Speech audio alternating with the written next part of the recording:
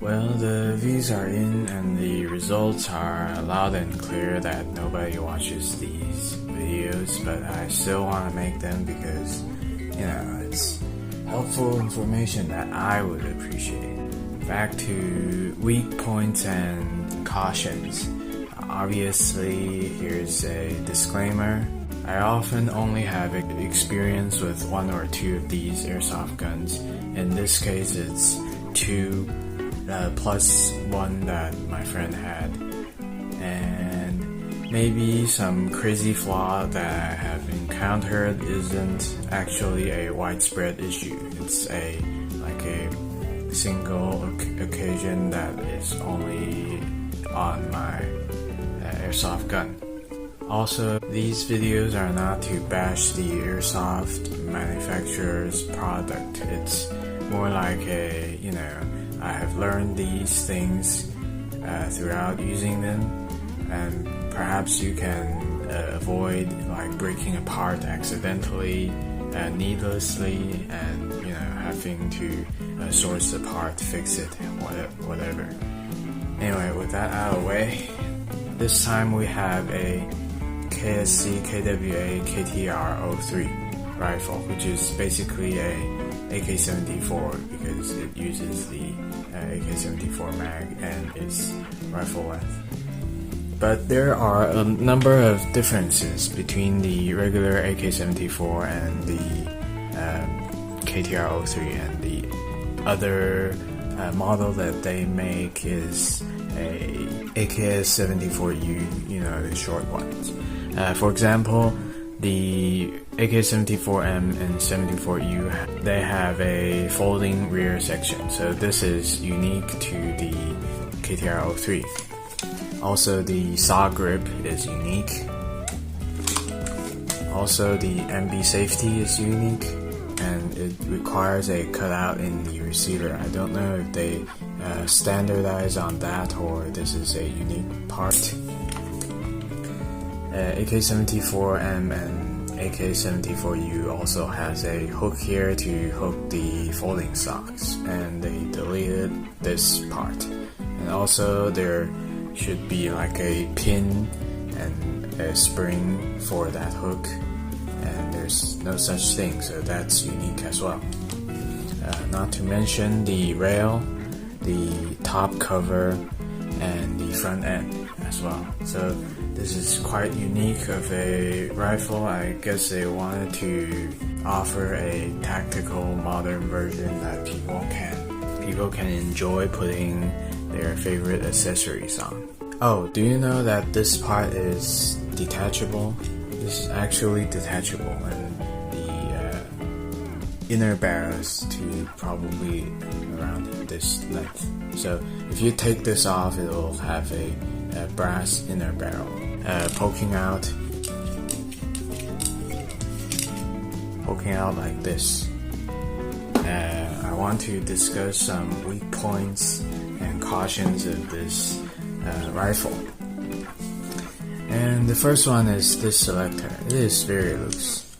It's very loose, and if I bend this part with my finger, I can feel a substantial increase of the resistance of this thing to a more acceptable level.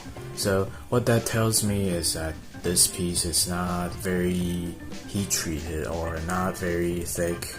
It is a little bit too flexible to the point that you can use your finger to bend it, and that's not a good thing. And also, if I do that, if I bend the front part back, the top cover here, this part of the selector will hit here. So it appears that if I bend this part will bow out a little bit too much and it will hit, and that will cause problems. Also, you can see that it is a little loose on this part. So perhaps because of it being too soft, it has worn down over time inside, or the part that is like a hat, and you squash the hat a little bit so it doesn't, support this whole piece. I think it was supposed to be a little more out, but since this is a little too soft, it sank in a little bit. That's my theory. I don't know if that's exactly true. Another problem that I found is the side rail. As you can see here, this thing that is supposed to keep the side rail in. If I lift the side rail, you can see that it is not really sticking. And from the inside, I don't know if you can see it, it doesn't seem to be like a rivet. Isn't a rivet that pokes through and mushroomed out. So yeah, maybe that's why it is not very secure. And as you can see, the previous owner used a little bit of glue and it didn't really fix the problem. It just leaves some glue on it that I couldn't peel off easily. So that's another problem. Some of these rivets, the side rail rivets, are not very secure. Another problem that people complain online is that when you ran out of BBs, if you don't have a mechanism to stop it from firing, it will keep firing until you run out of gas in the magazine. And the way that KSC did it seems to be that there's a contraption over here that will block the bolt back a little bit, and people have complained about blocking the bolt back being not very realistic and potentially damaging the plastic nozzle. I'm not sure if damaging the nozzle is correct, because as you can see that here's a design to it. Maybe it catches on this instead.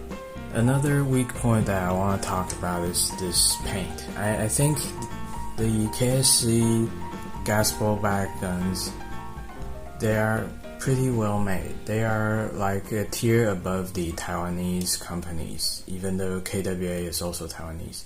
I mean, like better than WeTech, KJ, etc. Their gas blowback pistols are a tier more expensive than those, and seems to have better fit and finish, and the parts fit together better, and therefore resulting in like better gas efficiency or better accuracy, since the inner barrel and hub assembly isn't wobbling around.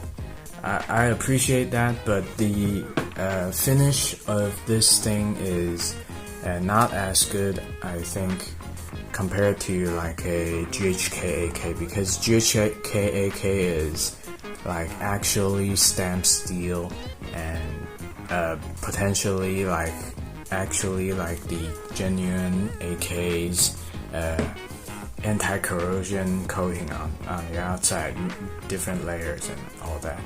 So the more you use it, it will show the gray airsoft metal that we all know and are familiar with, and perhaps it will also bubble up like my previous experience with KSC gas blowback pistol slides and all that. If you are curious of what that will look like, you can search up second-hand ones and see what they look like. Typically, that gives you a pretty good idea what kind of wear these airsoft guns will experience, at least on the outside.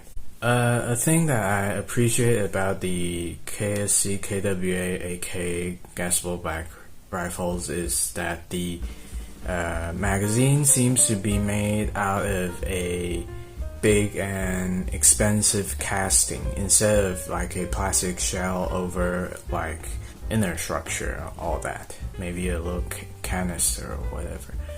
It seems that the whole thing is casted, and that will give you better resistance to cool down because there's more mass, there's more metal. So This potentially will function a lot better in colder climates, especially when you're firing it continuously. Here's another thing that is unique to the ktr03. There are washers and screws to hold this top rail and rear sight assembly in.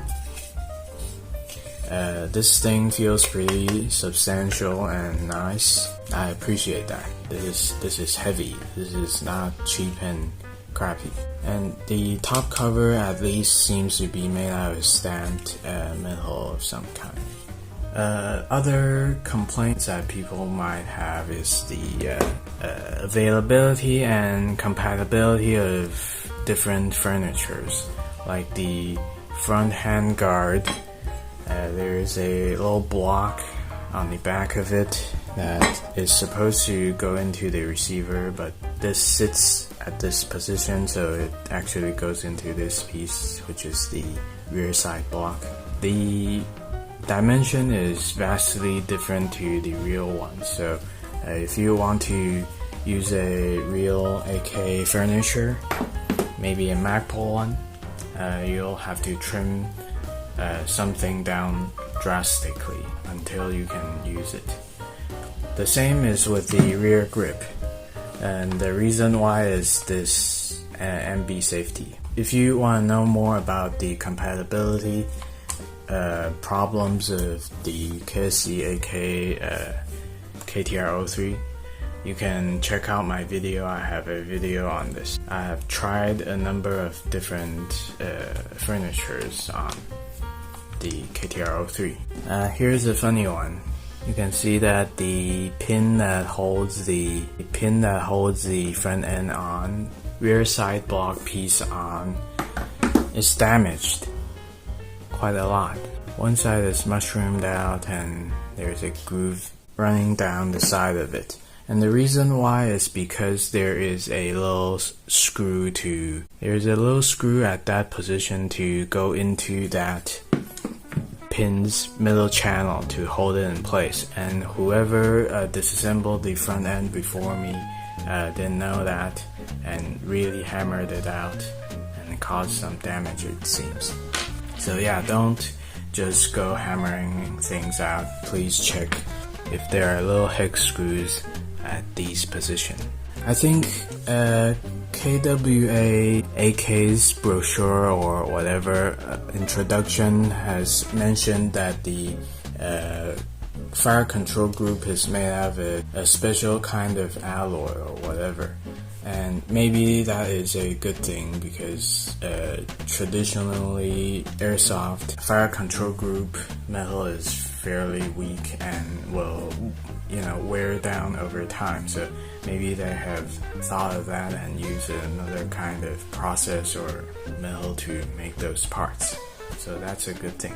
Another problem of the body of the gun being made out of not steel, whatever this kind of alloy is that it tends to fade. If you have seen like a old Tokyo Marui 1911 or a high Kappa, you'll be familiar with this kind of paint fade, especially on the parts that you will touch with your hand, like the grip safety and the mainspring housing. They will fade to a no finish gray metal kind of appearance. Perhaps that is a weak point as well. It wouldn't be like this if it is made out of stamped steel like a GHK LCT AK.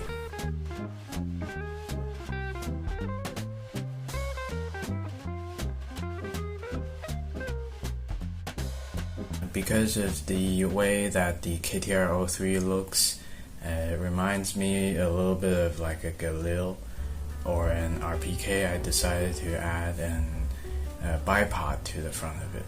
After recording the video clips of this episode, I went on the internet and tried to find some more information about other kinds of complaints or things that might break on the ktr03 or KSC AK, and I was pretty surprised to see that people on Reddit had a very bad impression of the KSC AK GBB rifles. The common complaints I have seen include that the rifles are made out of aluminum, so the body is not as strong. I don't really agree with the idea that the KSC KWA AK is really weak or anything, because we're all very familiar with these kind of airsoft metal guns. Unless your gun is like a Vipertech or like a stamped steel gun, like a stamped steel MP5 or a G3 or other kinds of stuff, all our airsoft guns are made out of this kind of metal, zinc or aluminum alloy, or even plastic. So it is weird to me that people will complain about how weak the receiver is.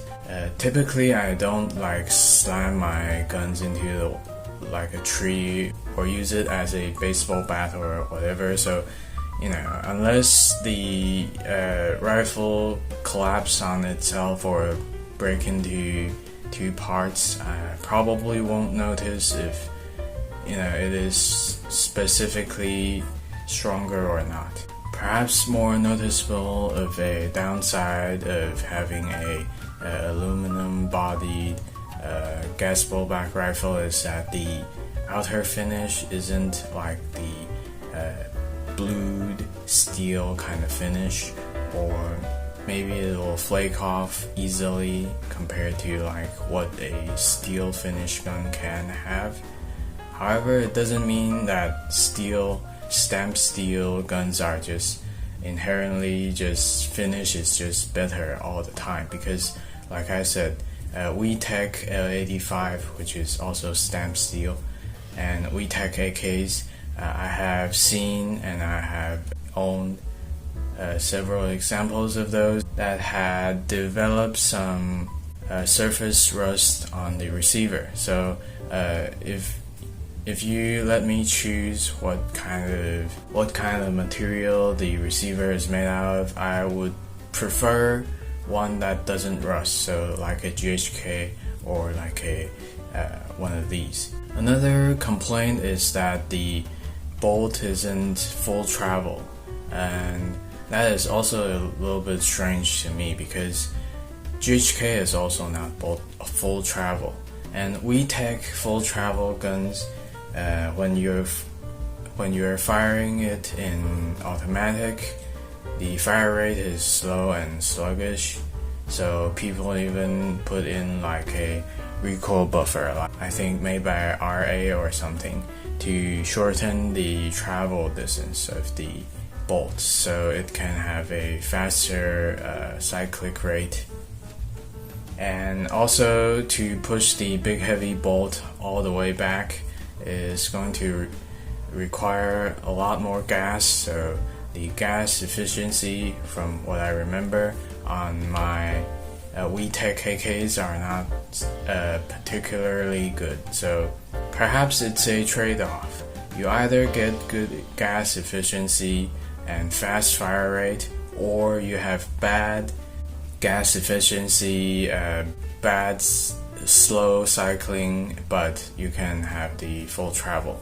And also, I don't really care about full travel that much because a genuine AK's bolt is going to be substantially stiffer. The springs are going to be much stronger than whatever is in your WeTech AK, so it is going to feel very different from your WeTech AK's feel. So it doesn't really, it's not that if you have a full travel AK you'll have a really good authentic feel to it, because it clearly isn't, in my opinion. Another complaint is the bolt catch function. People even said that the nozzle will slam into the follower and causing it to break over time, which is obviously false, because if you push on the valve pusher with your finger and pull the bolt back a little bit, you'll see the bolt locks back, which proves that the design clearly does not work that way. But people online keep saying that, so yeah, it's not true. Oh, also, if you notice that the red dot side isn't mounted all the way forward, I want to show that the Picatinny rail cut out 45 degrees down here does not extend all the way to the front there, as you can see right here. So if you have like a clamp that requires the cut out there, you might not be able to put your scope all the way up front because it's not cut out all the way. Another complaint is the compatibility of the stocks and other furniture, the handguard, all that. That is a fairly valid complaint in my opinion, because it requires a lot of modification if you decide to use other kinds. Although you might be able to chop the bottom half off of the rear side block thingy, with the tiny little window for the handguard to slot into, you might be able to chop that off and have a substantially easier time fitting a regular handguard onto your KSC KWA AK.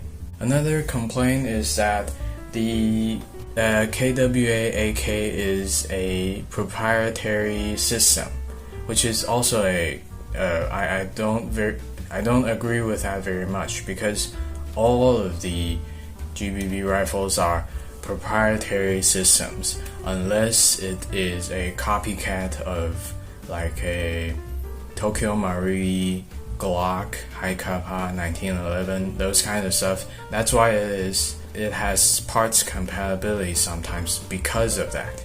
Like KSC KWA Berettas are not going to be the same as the Tokyo Marui copycats. Like the Western Arms 1911s are not going to share parts with the Tokyo Marui copycats. That is normal.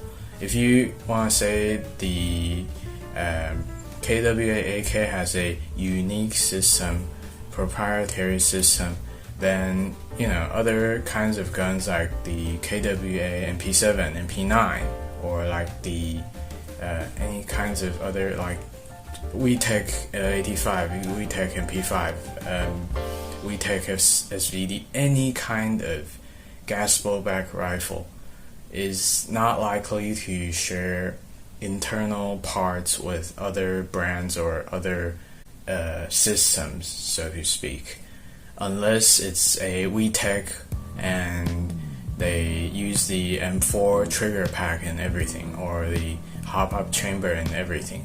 If you want to say that the GHK AUG, GHK AK, GHK M4, even though the M4 is a little bit Western Arms, they're all their own system and don't share parts with other kinds of guns. So yeah, that's a weird complaint to me. Another complaint is that it doesn't share the same kind of hop-up bucking and inner barrel with other kinds of KWA guns, and that is perhaps a valid complaint that you would sometimes want to upgrade those things, and it would be nice if it is like VSR spec. However, I have searched the internet and I have seen Falcon and A+ inner barrels and upgraded hop buckings, like the double point contact Falcon brand ones, for very little money. So perhaps it's not that bad in terms of parts availability. Other brands of guns might have aftermarket support, like WeTech, because of its WeTech suck people in with their low prices, and then people will have to upgrade the internal bits. Different brands of gas blowback often don't have a lot of aftermarket support. This is not very surprising, even though it is not very nice for the user, I guess. But the important parts, like the hop-up chamber, the hop-up bucking and the inner barrel, we have aftermarket ones, so perhaps it's not that bad. I think that is all that I have to say about the KWA AK this time. If you disagree, or if you have other kinds of information about the KWA AK, please leave it in the comment. People might find it helpful in the future. Thanks for watching. See you next time.